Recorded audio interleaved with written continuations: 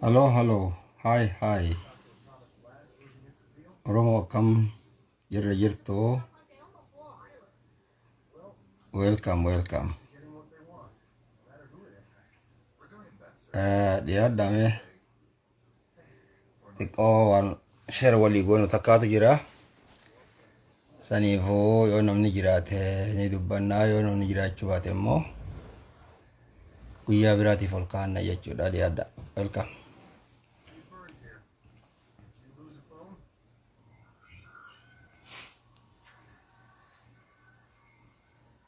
Namni hin jiru isaa.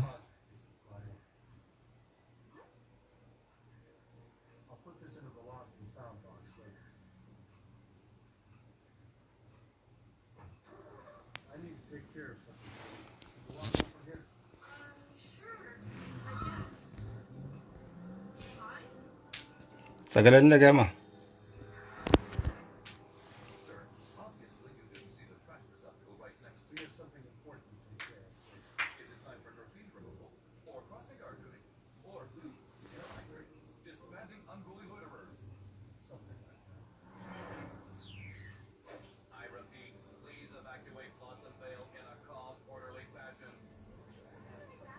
Namni hin jiru fakkaatti.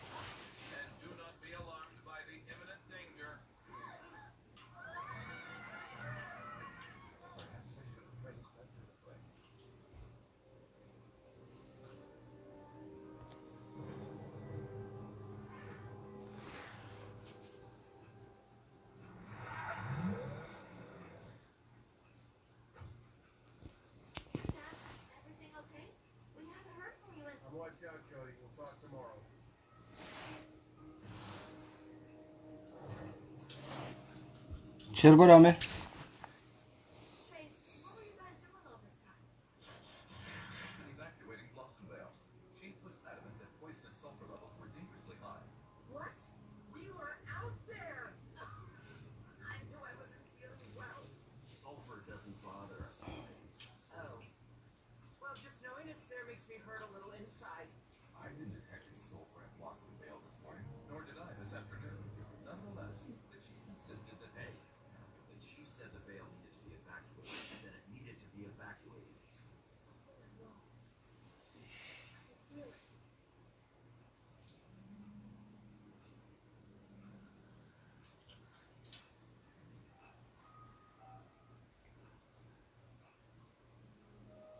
Yo namni dhufe malee hin dubbannu gaa.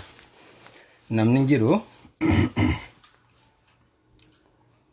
Namni hin jiru, namni karaa kotee hin beekne. Silaa namni heddummaatee silaa waan walii share godhu takka jira ture namni hin jiru.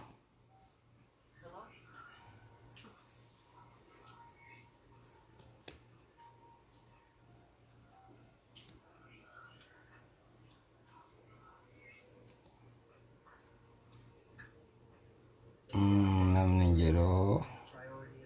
Xiqqoon namni egaa.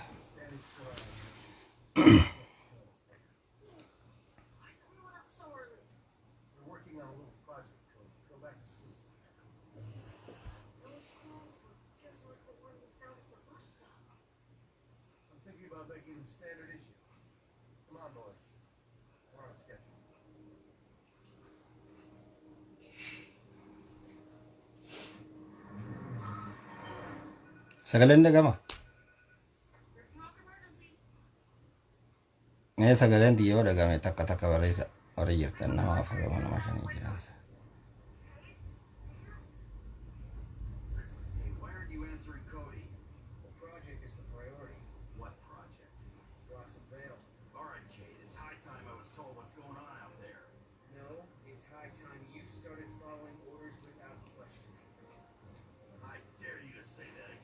Farhan adame.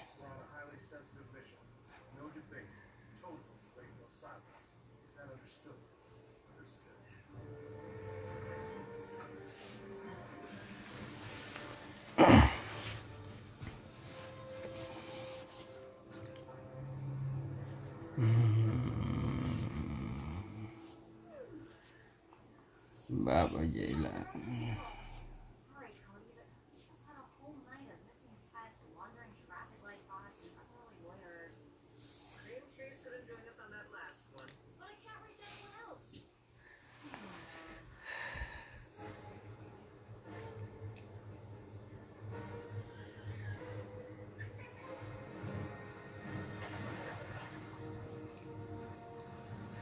nagaa fayyaa bal'oo oromiyaa jirra jirtu.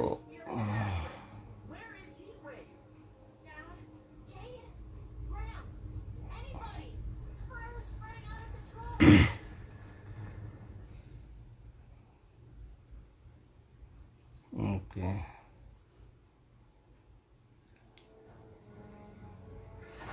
Yeroon dubbanna hayyama seeraa kan waliin dubbannu garuu.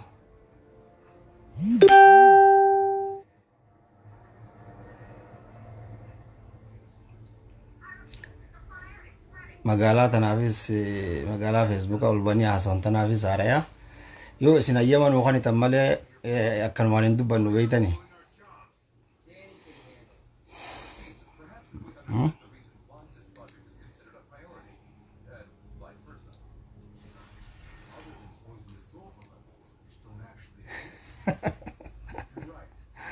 So arra isa baateetti arra gabbaane gaarra dubbii jabaatee gabbaane beek. Dheeraan dubbatee gabaabaan dubbatee jiddugalli dubbatee nuutu hafeenne gabbaane gaa.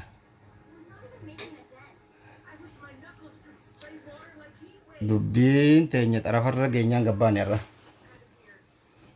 Dhiiroo haram deemnaa eessa deemaa jirraa. Carraan keenya maalii waan jiru silaa waa xiqqoo waa dubbachuu barbaanne namni hin jiru gaa.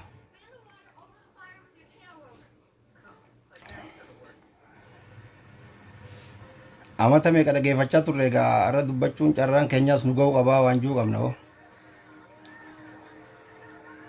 Bal'oo dubbadhu jette.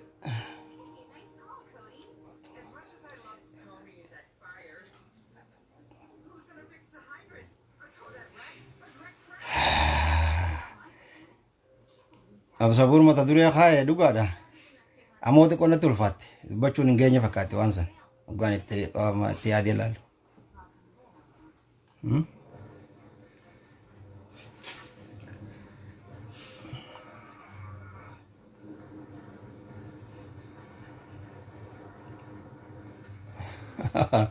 Orrebus waaqayyo.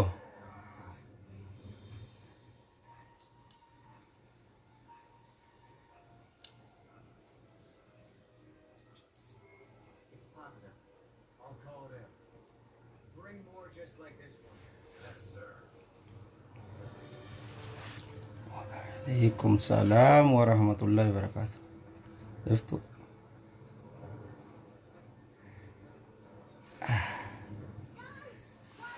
Awo Yusuf ilma Hasan osoo waanin dubbadhuun beekin harkan haadhoyta.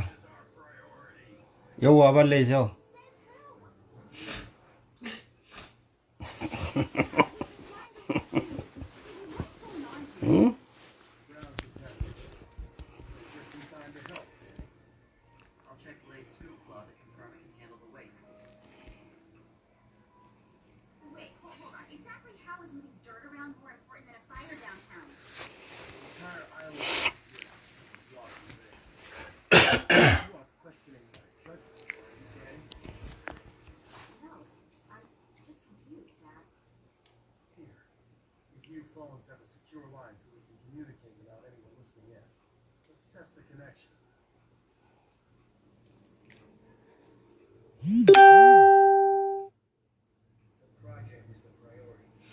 Meeshar godha.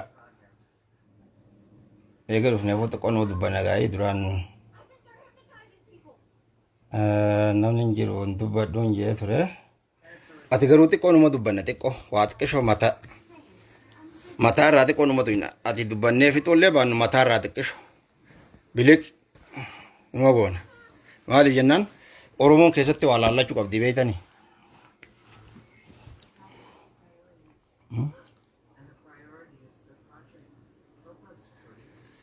Bagawal gare bagawal.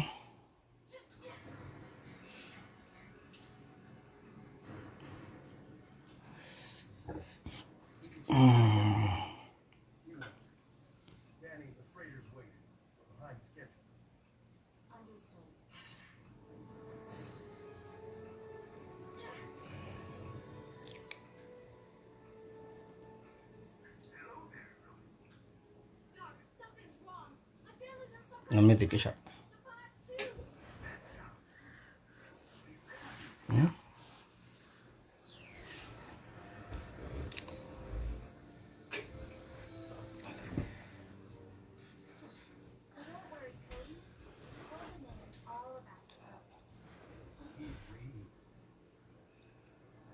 Oh, namni rafaa jira. Bar. Wanni hin beekne nama beektu jedhanii barsaa namni rafa ol baaneensa akkasii gaafeeti iftu. Boruu baqa boruu dubbanna boruu yoo rabbi jee inshaallah. Maaliif wanni tu waan namni hundi dhaga'uu qabu waan namni hundi Oromoon hundi beekuu qabdu. Maali yeroon amma keessa jirru yeroo walitti callifnuu miti yeroo namuu waan beeku waliif akeeku.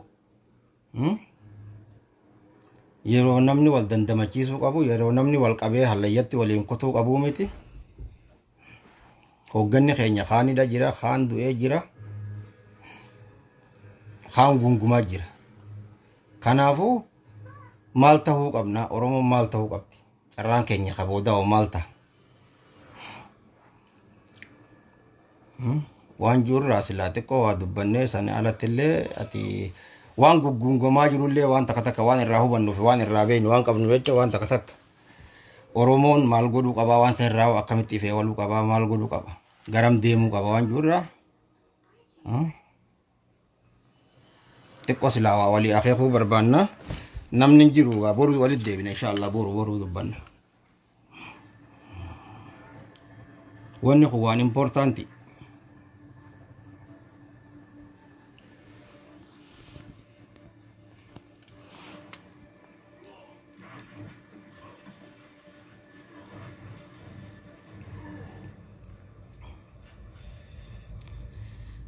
Ramadan Karim ittimuuduun tun beektaa ittimuuduun tun yookaan nama saaxiluu taati yookaan nama arrabsuu taati ani waan Oromootiin dubbachuu barbaada.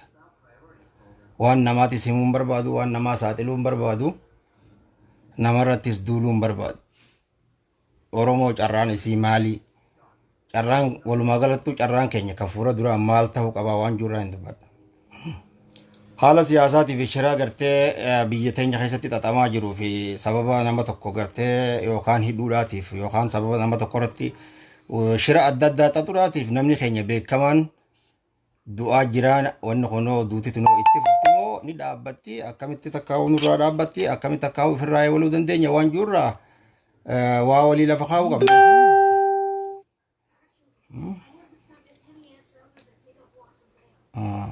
Saaxiluu lakkee. Saaxiluu gaafa biyya qabnu fa'aa waa saaxilla malee amma biyyaa hin qabnu maa eenyu saaxillaa eenyu dhiif naguma garaa bilbilchuu taati malee wanni saaxilan amma hin barbaachisa. Wanni silaa saaxilan hedduu jira ammoo amma biyya hin qabnu nama biyya qabuutu nama saaxila maal saaxilla Ramadaan.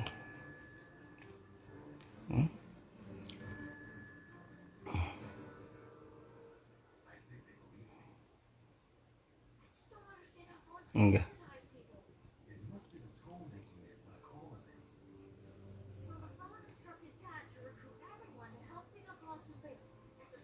Waan namni nama saaxilurra waan hojiin teesse saaxiltuturra badduudha beeku irra guddaa ammaan tana kan nama saaxilu waan namni nama saaxilurra waan hojiin teesse saaxiltu amma fakkeenyaaf dhiphiif halaalame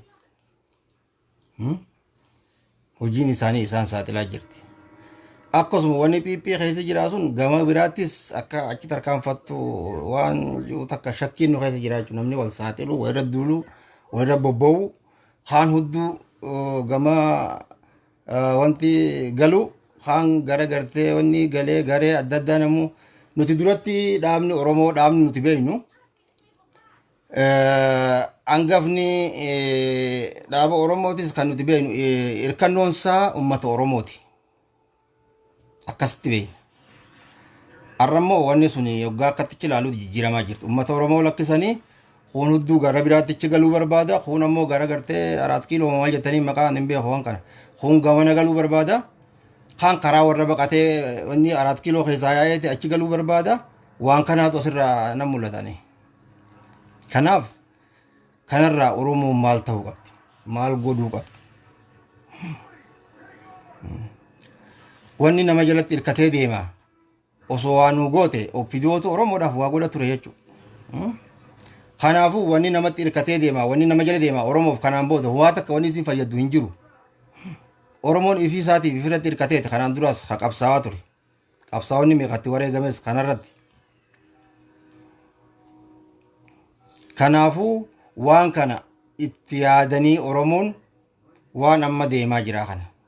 Magaalaa amma gurguramuudhaaf gabbaate tana. Keessatti hedduu if eeggannoon barbaachisan fakkaatti. Maaliif jennaan namuutu ati namni kun nama Oromoof qabsaa'u nama Oromoof deemu jechaa namuutu bakka hudduu itti hirkate qaba.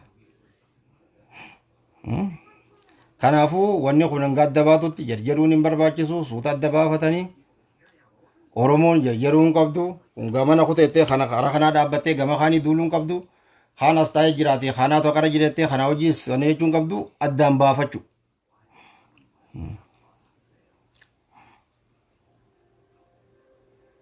Ni beekna kanaan duraas waan nu mudachaa ture. Warruma nuti nuuf dalaga nu wajjin dalaga jennuutu nu keessa taa'ee guyyaa nu wajjin dalaga galgala waan biraati wajjin dalaga. Oromoon bifa sanii nyaadamaa turte kanaan duraas Oromoon takkaa nyaadamuu hin dhiifne takkaa du'uu hin dhiifne. Maaliif jennaan akkuma haa caaluun goonni keenya caaluun ji'a kanu nyaatu nu keessa jira ji'a akkasuma dubbiin. Kanaafuu Oromoo waan kanarratti akka gaariitti gadi fageenyaan eenyutu naaf qabsaa'aa jira eenyutu naaf yaadaa jira ji'ee waan kanarratti adda baafatee itti yaadee godhuu qaba. Fuula dura qeeyro wanni jaantunoo akkam ta'uu deemti. Osuma hayyoonni keenya jiru osuma hoggonoonni keenya bakka san taa'u jiru wanni adda addaa shirri adda addaa xaxamaa jira jechuudha. Wanni as deema waan guddoo. Kanaaf waan as deemu kanarraa maal ta'uu qabna. Oromoon haram godhuu qabdi. Hara garee takkaa godhuu qabdi moo wal qabachuu qabdi. Tokkummaa jabeeffachuu qabdi moo maal godhuu qabdi waan jiru irratti Oromoon itti yaaduu qaba. Hayyoonni keenya itti yaaduu qaba. Warreen dubbatin hedduu jira. Kanarra waa hubatu, kanarra waa beeku. Hawaa hedduu qabatee ta'u jiru. Haamata meeqaasuma keessa taa'ee waa dhageeffatu jira. Hawaa meeqaan taa'u. Osoo silaa dubbate wanni inni dubbatu sun Oromoo fayyaduu dandeessu hedduu jira jechuudha. Warreen akkasiisanis carraa warreen amma miidiyoota keenyaa warreen akkasiisaniif carraa kennuu qaban. Namni hammaan dura dubbaterra hawlii dubbatu taa'utu irra guddaa. Hayyuu dubbaterra hayyuu dubbatin hacal jee taa'u haadha geeffatuutu irra hedduu. Kanaaf karaan amma deemaa jirru kun deemaa dhufee karaan kun karaa biraatti nu qaba. Karaan kun ammoo karaa maal jettaniin waan ammaan tana dhiiboo maarreen kaatan maqaasiitillee dubbachuu dha'ullee fedhu. Karaa kun asin nama geessa. Kanaafuu nama tokkollee jalallee fiiguu dhabu. Garee hunda jala ce'uu dhabu. Nama tokko osoo waan inni sii godhu hin beekne. Anamma nama akka saahibaatti nama waan kana keessatti warra kana keessatti beekuu jira. Niin beeka malee waan kana inni dalaguu deemaa kaayoon isaa tanaa waan jiru hin beeku irraa jechuudha. Namni tokko osoo nama kana kaayoo isaa hin beekne akkuma ammaan duratti warra kaanii gartee harka dhoohinee gooftaan keenya maarre gooftaan jechuun Oromoon sobamuu hin qabdu jechuudha. Kan dabreerraa waa barachuu qabdi. Kanaaf wanni niin dubbadhu silaa hedduu jira. Ammoo har'a guyyaa duraa waan taateef jecha magaalaan tunillee waan agartee haaraya taateef jecha asuma irratti hin dhaaba galatoma warra sheer gootanii walii haatan ammoo galgala boru bal'inaan yoo rabbi insha Allah wali dhufnee waan guddoo jira jechuudha. Ajandaa qabannee jirra warri kiyyaa kana hedduu jira kana duubaan gabbee dubbachuu taa'u ka Oromoo irraa waa hubatu ka Oromoof waa adda baasuu taa'u dogongora kanaan dura Oromoon keessa turtellee bifa samiin Oromoon dogongoraa turte. Oromoon bifa kamiin gartee qabsoo maaltu qabsoo ta'e jedhana wanni sakaalee asiin gee maali waan jirra warri dubbachuudhaaf qophaawee jiru hedduu jira. Har'a yoo gabbee jecha tokko dubbache jecha tokko inni dubbatu sun Oromoo tanaaf bu'aa guddaa buusu. Kanaafuu ni dubbanna jechuudha walbaanee dubbanna amma maaliif jennaan amata meeqa dhageeffachuu jirra. Kaan asiin gaddaa kaan asiin ol daaqa. Saa dhala jalisa hundaatu harka haajanii Oromoo hundinuu harmaarkee oofaa ture. Kanaan booda waan akkasii walitti hin dhiifne jechuudha. akka Jawaar baanu isaan gorsinee yoo daddabne ol baafnee Oromoo irratti waan akkanaatti jira Oromoo waan kana dhagaa jechuun tuni waan gartee qooda qabsoon nurraa barbaaddu waan ta'eef waan kana ni dubbanna. Kanaafuu asuma yaada kiyya asuma irratti hin dhaabaa. Insha Allah yoo Rabbi jee borugaa waan bal'inaa walitti deebinee waa hedduu waan dubbannu waan jiru jecha namni illee irra hin jiru galatooma jiraadha.